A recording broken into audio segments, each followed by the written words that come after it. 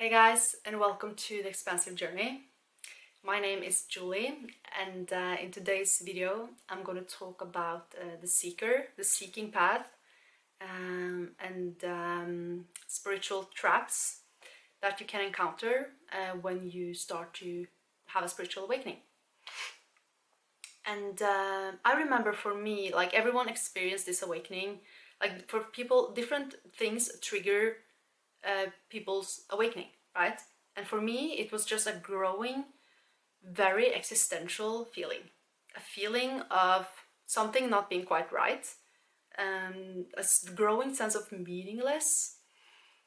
I lost interest in sort of the goal setting that I was doing, like always working hard for a future goal. I started to feel like a deep sense of meaninglessness and a deep existential feeling. And I remember at some point that I was asking myself, like, what is this? What is life? What is existence? And after that followed the question, what am I? What am I? Am I a smart monkey? A talking monkey? Did a god create me at some point? I don't know. I realized I didn't know, and there was a lot of fear that made me gravitate away from that question and go on a journey, a spiritual journey, to find answers. And I didn't really know like what it was. I just needed to seek somewhere, something. And it felt more comfortable to look in spiritual concepts than to look at myself, right? And it's actually like touching upon self-inquiry, to ask what you are. And that is like one of the most direct steps for self-realization or awakening, right? And I look to personal development, self-improvement, manifestation, how to manifest my dream life. And I always had this feeling like this is not it. Like it's not this. Like I felt like I was distracting myself, and I felt like I was trying, and I was like, I knew somehow I was looking in the wrong place, but I didn't know where to look. And I was way too afraid to look back at myself, right? So I started to seek in like spiritual concepts, like New Age, everything from like astrology to like crystals and star seeds and Pleiadian channelings, and all of that can be like beautiful and interesting, and there might be a lot of truth to it as well. I'm not denying that reality. It's just that I was still feeling like I'm running away from something. There's something I'm not facing. There's something I'm looking for, and I haven't found it. And I know that. I can lie to everyone else, but I can't lie to myself, right? Or I know eventually that is not it. And I went down the rabbit hole of conspiracy theories and like truth seeking, and I'm not saying that there's something wrong about it inherently, but it's not really the answer to my question. It's not it doesn't fill in that gap, that I feel, that existential gap.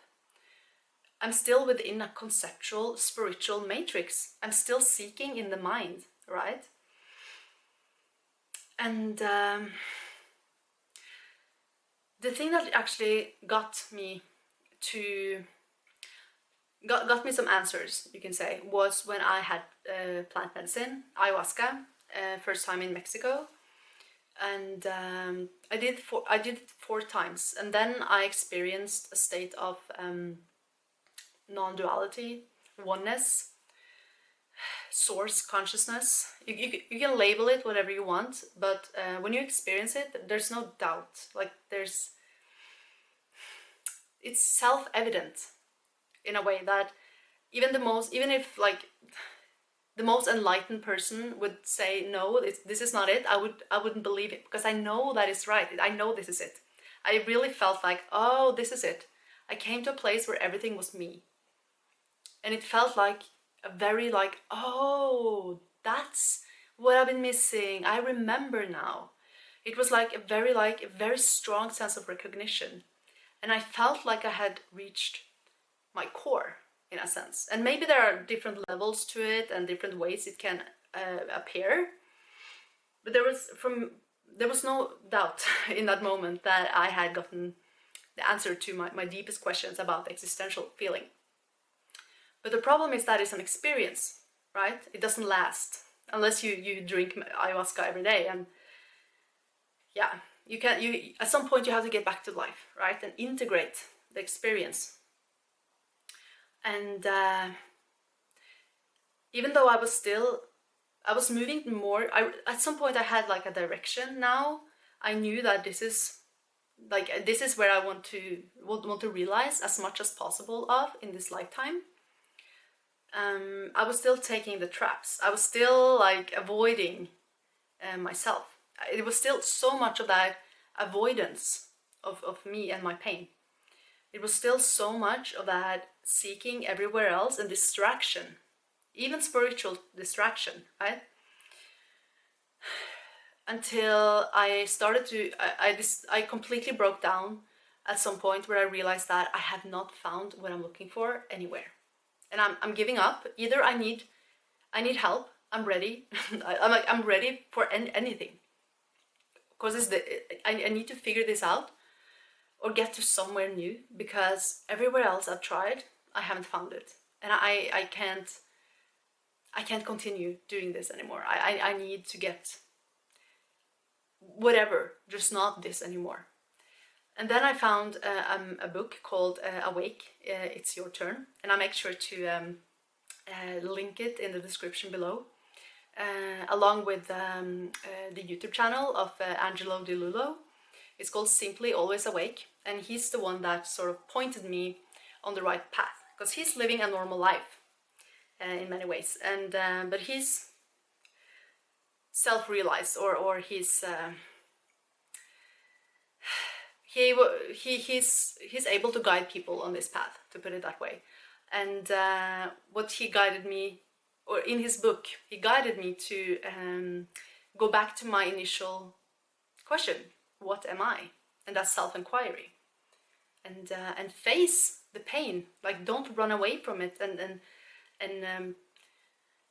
just call it spirituality. Like, as long as you need to do it, like as long as you need to run away from life, run away from life. If that's what you feel like you need to do, take a break, pull away and do it. Like, trust your instincts. You know what you need.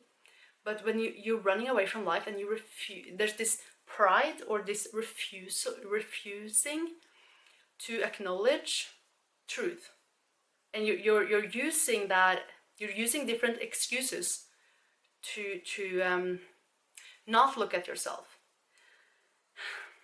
And it comes to a point, hopefully, where you get tired of that and you are ready to really dive deep.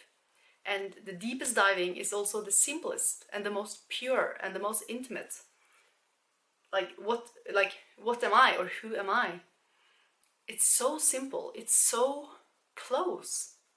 It's the most basic question in the universe, if you think about it. Because everything that lives is always, always have a sense of I, right? If it's an animal or a plant or a human, there's always a feeling of subject, right? Or there's a sense of, there's something here and I know that I exist.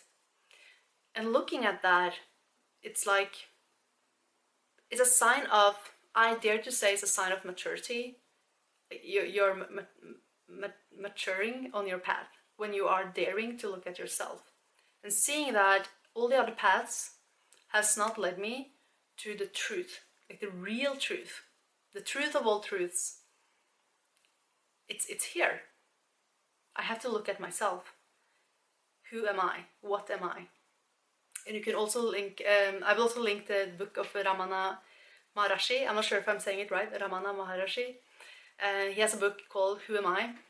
And I'm reading it now, actually, and it's he's very direct in his way of pointing, and he can help you point you back to your true nature, to put it that way. So when we get tired of all the paths, we have exhausted the traps, to put it that way. There's no real trap, because the path you're taking is the right path, right? You will not be open to my message here until you are open to my message here. And someone who are deeply into spiritual concepts, like they think they are, or they resonate with being a starseed, they will not be open to my message here, right? They will resist it. So when you are ready to really look at yourself, you're ready to go all the way, and you're ready to clear out the clutter and the bullshit. It's not necessarily that it's bullshit, but it's a distraction. You're ready to take away all the distractions and find truth. Then truth will reveal itself to you. And if you're ready to really dive deeper and start looking at yourself, then I recommend that you watch my free masterclass, Introduction to Awaken You. And that's a masterclass where we touch a little bit upon inquiry at the end, but it's mostly focused on developing or becoming conscious of your attention and focus, like in harnessing your attention. And if that resonates, you're very free to book a free clarity call with me and see if you are a good match for my program. And make sure to like and subscribe, and always leave me a comment below. I love to hear what you guys think about my videos, and if any thoughts come to you that you want to ask me about. And until next time, much love and namaste.